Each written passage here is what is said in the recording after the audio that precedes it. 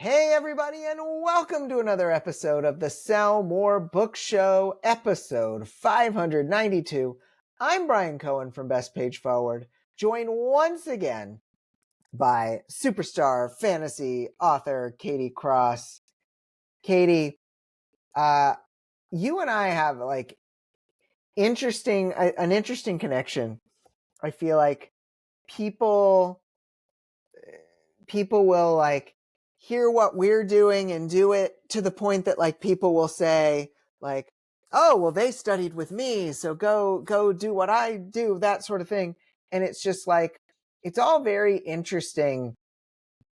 And I think of like people saying like, well, don't treat me like a role model. Don't do exactly what I do. You and I do some crazy stuff. True. You put out a lot of books, less per year than you used to, but it's still a lot. Mm-hmm. I do challenges and courses. People were asking me just this week, how do you do all the things that you do? And it's like, then people will go and like try to be like you or try to be like me. And it's like, it's tough because you don't want to be responsible for someone like having a breakdown, trying to work as hard as you do. I mean, if someone comes up to you and says, Katie, I'm going to be like you last year. I'm going to do 12 books, 12 audiobooks. I'm doing it. You can't stop me. Like, what are you going to say to them? I would say, no, you're not, because we're already too different, but you can try. And here's a few pointers. Good luck. I think the difference between you and me, Brian, is I'm not a coach. Right. So I can say, this is what I do. This is what works for me. Go for it. But no one has ever held me responsible for it, which is very different because you can have that. And that is a lot of pressure. And that is the exact reason I'm not a coach. So good for you. The thing I like about the pressure of it is when someone does have really good results and when someone can say like, hey, and that's the achiever in me. It's like when someone else has results and then like it feels like my results too. Sure, yeah. Like it just, I love that aspect of it. And I love like seeing someone years later, they've done incredible things and they're like, hey coach, you helped me out. And it's like, hey coach. I don't know. And they have that accent. I'm not sure how they got it, but like that is a part of it I really love. Yeah. But it is pressure, no question. No question. Yeah, and I haven't had anyone ever say to me, I want to do exactly what you do, because I think there are definitely people that write even more books than I do, but they don't narrate their books too. So I've never heard anyone do it. And when I've explained how I did it, people get a little afraid, and so they back off. When I explain what I do on a regular basis, people get afraid. That's greatest quote. Yeah. We're going to put that everywhere for you. Yep, it's going on. Great. It's going on KatieCrossBooks.com. Yes, go check it out. It'll be there. They fear me. They fear me. They're so afraid. Awesome. Well, we are going to go straight into the top story. So are you ready, Katie? I'm ready. Awesome. Finally, you can be yourself on Facebook. Authors have long been warned not to use their personal Facebook profiles to market themselves or their books, even when that's where their readers like to engage with them. But Facebook's professional mode could change that. Quote, professional mode is a setting accessible to any personal Facebook profile, says author Flossie Aaron. It essentially turns personal profiles into creator profiles for promoting personal brands, end quote. And this was on stitchcraftmarketing.com, by the way. Unlike a Facebook page, a professional mode profile allows you to maintain previous connections with your family and friends while giving you marketing tools that help you to build a public presence too. There are still great reasons to have a Facebook page, but authors wanting to build a personal brand, for them, it could be ideal. It's important to keep in mind that turning on professional mode makes you more public, which is great if that's your goal. Quote, anyone can follow you and see your public content in their feed, says Aaron.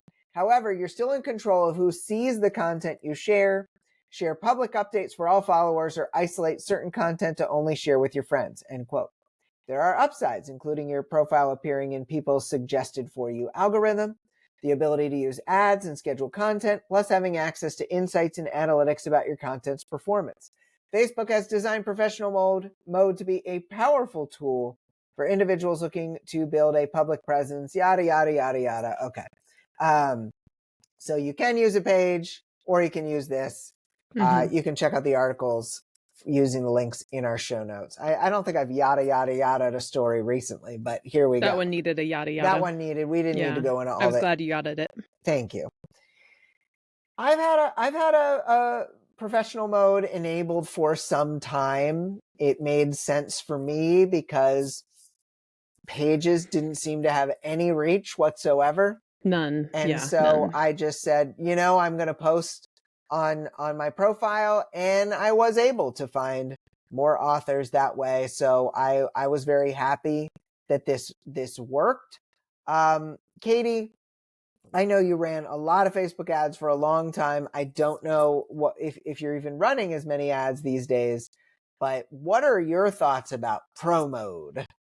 Yeah, so Pro Mode snuck up on me. I didn't know this was a thing until like 3 or 4 months ago, and I think they just did it. They just put it on. I just like put it off or ignored it for so long. I'm a really slow adopter of new stuff, but once I adopt something, I'm usually in it and I stick with it. And I was automatically transitioned and I checked it out and I really liked the ease of data. I was like, oh, this is interesting. And the way the profile changed. So for really just the last couple of weeks, I've been attempting to put more of my business content on that personal page, just to test out like what kind of reach do I get there versus on the Katie Cross Fantasy page, because the pages just seem so pointless. Like you have it so you can run ads or whatever. Pretty much. But the ease of data on professional mode and the number of followers that actually respond are so much higher. And so far, I'm pleased with the results, but I can't say I'm like totally sold on it yet. I think it just depends over the next couple of months what trends I see and if it's easy to use. Yeah, I mean, it's interesting. A lot of us, we have tended to put business or author related content on our profile anyway, because that's what we think about. You post about what you think about. But do you see any, to get into the HPOWs, the hot potatoes of wisdom? I shouldn't say that way anymore. What downsides do you see if authors combine their public and more private lives on Facebook? It's a privacy thing for me. I've been very careful to sort of keep almost all social media just business geared anyway. So my personal profile, if I did updates, there's never pictures of my kids. I make up names for them and my husband. I'll put a picture of my husband because that privacy for me is worth salvaging. Some people love that more lifestyle though. They want, they do vlogs and videos and they have everything up front. So I think really the downsides are just person by person basis and what they really want out of the social media platform. I don't feel that it changes a lot, but it does make the privacy like so much harder. Right. And I mean, everything can be shared anyway, one way or another. So you have to be careful, especially if you want to keep, kids' names Boundaries. or kids' faces from being in public view. For sure. Yeah. So are you, I think you've sort of answered this, but you can go into it. Are you using professional mode now? Do you plan on it? If not, and why or why not? I think for me, it made total sense. And I think for a lot of authors who are already mingling their personal and professional lives, it makes so much sense because you just will increase your reach. You will potentially connect with more of your readers, and they feel like, oh, this author and I are Facebook friends. And that might build the know, like, and trust factor that comes with developing a deeper connection with your readers. I love that. Yeah. You will lose though that, hey, buddies from college, look at this thing. That's going to go away a little bit. A little bit, because you can still send to just friends. Exactly. But even then, like, or you can just do friends and tag them. But it is like a couple steps further, basically. Exactly. It's your favorite time again, Katie. The lightning round, second attempt. Go for it. Ooh, I like that. It reminded me of a train. Is a little bit longer, a little higher. Yeah. peaked it up a bit more. I was practicing before we started. Oh yeah, I could tell. It felt Yeah. practiced. It shows. It felt lived in. I was going for grumbly, but it was too high pitched. It's okay. No, it's okay. Look, we'll have you back sometime. We'll have you Done. back sometime.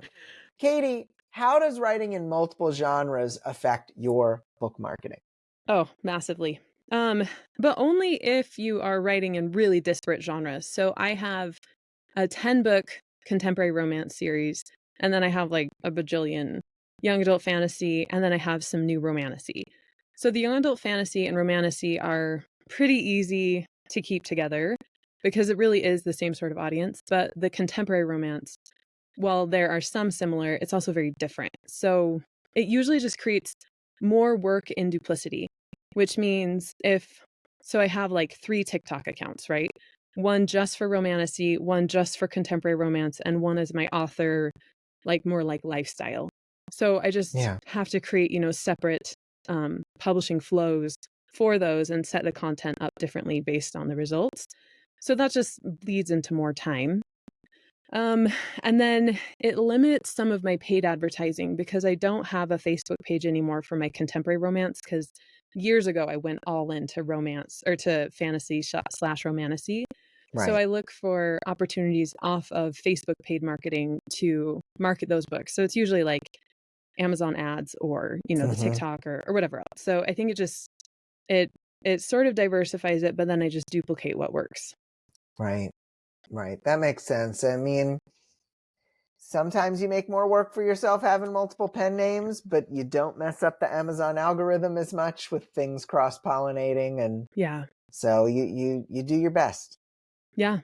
If you have 2 different pen names, Brian, how do you decide what to publish and market?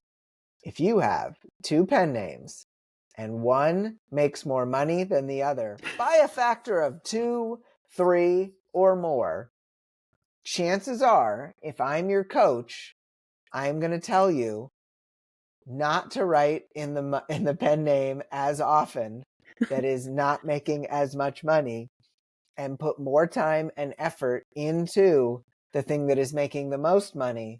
I have had to have this conversation so many times in the last 6 months with my coaching students because they say, I want to make more money. But then they also say, but my next 3 books are books that don't make any money.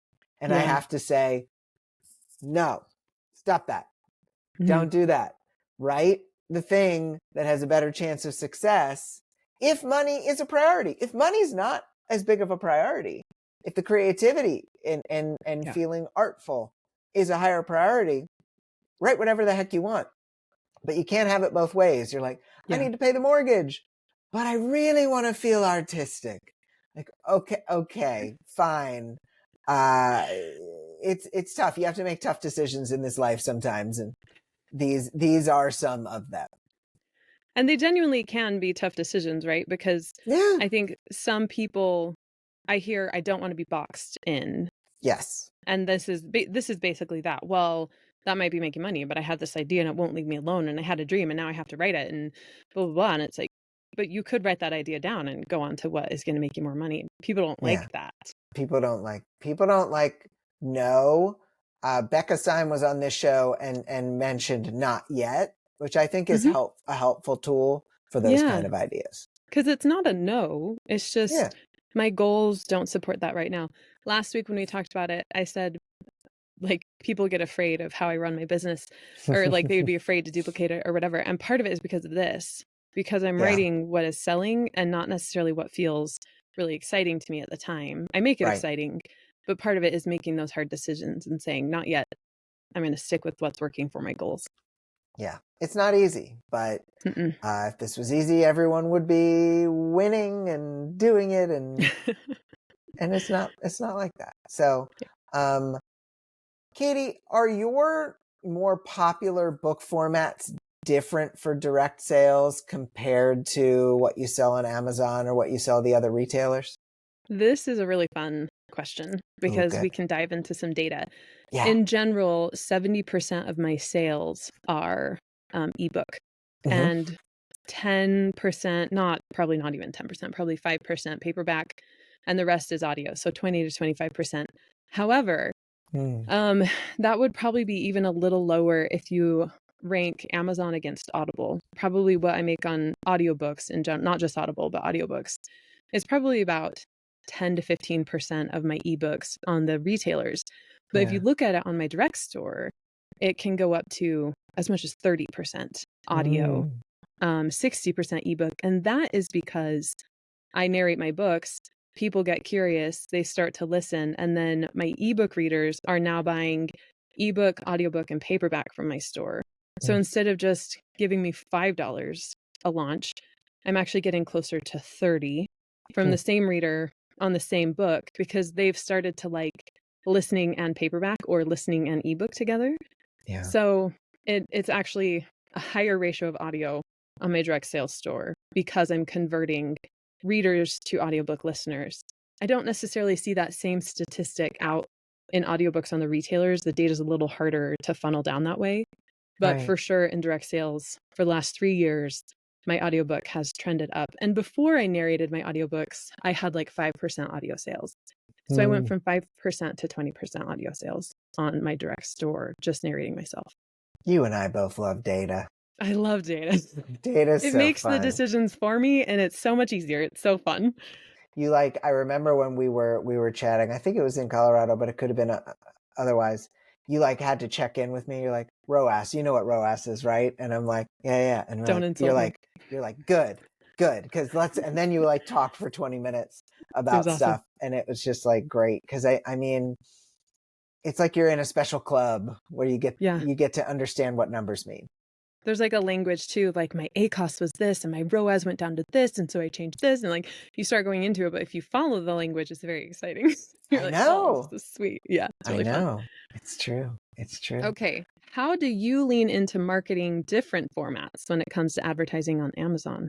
Ooh, I'm excited to hear this. So fiction, nonfiction, different genres are going to have kind of different approaches here. Obviously, generally with fiction, it's going to be about 90-10, 90% ebook, 10%, Mm. 10% paperback or hardcover. But this can differ. Even some subgenres, some certain uh, genres that maybe target older readers, later in life romance, or like clean romance, you can see that paperback number click up a little bit, which is why I highly recommend that authors do still have paperbacks featured Yeah. in their ads, because you never know if you are Mhm. going to see higher paperbacks than you expect. A lot of our author ad agency clients, they see more paperbacks sold after we work with them because they are now advertising paperbacks maybe for the first time. And Okay. so Yeah. you can see more paperback sales. Nonfiction tends to be maybe more like 50-50, or sometimes even more 60-40 in the paperback direction, Mhm. in which case you want to make sure you're pricing effectively. You may be able to price a little bit higher if you are selling, you're going to sell nonfiction paperbacks anyway. Mhm. The unfortunate thing is that 99% of authors do not have audiobooks enabled in their in their Amazon ads, which I still think is stupid. I Oh, don't that's know interesting. why. I think it's Yeah. because the way Audible is connected to Amazon is a little funky, and they haven't figured out how to connect that. Um, if they ever get their act together, I cannot wait for there to be more audiobook ads present, because what we found is sometimes an Amazon ad, if it has multiple formats or multiple books and multiple formats, it serves a little faster. It can get more Mhm. impressions and more clicks more quickly. If you suddenly add by 33%, every single audiobook in your catalog can now be advertised as well. I wonder if that will help those ads to Yeah, get more impressions and clicks more quickly. for sure. That sounds awesome. And I think too, like the different formats lend to different advertising based on platform. For Yeah. example, paperback and special editions in Romantasy on TikTok are going to completely be way bigger, right? Like my Yeah. Romantasy readers generally buy more paperbacks than my young adult fantasy and definitely more than my contemporary romance. So I think the different formats, different advertising, different platforms, you're going to see variant success. Yeah, you can't necessarily always do the same thing on every platform and expect it to work just as well. Absolutely. Yeah. So, Katie, you've gone down from 12 books and audiobooks a year down to 5. I mean, do you think that you will ever take further steps back? Do you think this is a cadence you're going to keep for life? You think you'll go back to higher than 5? Like, what do you think your production schedule is going to look like? I think right now the production schedule that I have serves the life that I want to lead really well because I can ramp up my production expectations through the school year and then back that down during the summer. So I have lower production in the summer, but any releases that happen in the summer were prepped for in the months before. And I just like that flow because I like my summers with my kids. Summers when I get a lot of like outdoors time, which is really important to me. And then in the school year, I get to systemize. So the kinds of books that I'm writing, all of the diversified projects that I have ahead, I feel really good about it right now, but I genuinely don't make big plans about anything. I have ideas about where I could go, but I just stay open, honestly, to what the data is showing me and to what is looking like it's working, right? Like I did this deal with Audible Studios they bought my audio for my Romantasy. So I potentially have a couple more series with those I would love to write, but I'm not going to sink into that until I get the data from the first 5 book launches. And then I'll say, oh yeah, this is totally worth pursuing another series, or no, but these books over here did a lot better. So I'm going to lean into those. But I do think that anywhere from 4 to 7 books a year is a pace that allows me to live my best life and that I really like. So for now, it's working for me. Life is going to throw stuff my way that will maybe change that, which I'm ready. It's cool. We're just like looking a quarter ahead and taking what comes, which is a really cool place to be. I love it. I love it. We need a question of the week, Katie. Yes, so we do. Is there something else you want to ask based on kind of what we talked about with the different formats, based on Facebook, based on anything at all? What comes to mind? I would love to know if your listeners were surprised by the format that sold at a certain place. For example, they sold a lot of ebooks off of TikTok and they thought they'd sell paperback. Or their Facebook ads geared towards audio actually ramped up their ebook sales. To find disparities in expectation versus data reality would be really interesting. I love it. Have you been surprised by how much of certain formats you sold based on your marketing? So you can answer the question of the week over at sellmorebookshow.com or the Sell More Book Show After Party Facebook group. KatieCrossBooks.com is a place where you can go and get books from Katie Cross. Yes, you can. It's the place. It's the place to be. Katie, it's been such a delight to spend time with you these last couple weeks. I really appreciate you. Thanks for having me on. This was a blast. Yay, you're welcome. Awesome, folks. Well, we will have another wonderful guest co-host next week, so stick around. We're 11 years strong. We're going to keep going here, no matter what the heck happens. If we can continue on through all of this, we can continue on through anything. Yes, you can. You got this. Yes, we can. Yes, we can. For Katie, I'm Brian. Have a great week of book selling, everybody, and we'll talk to you next week for 593. See ya. See ya.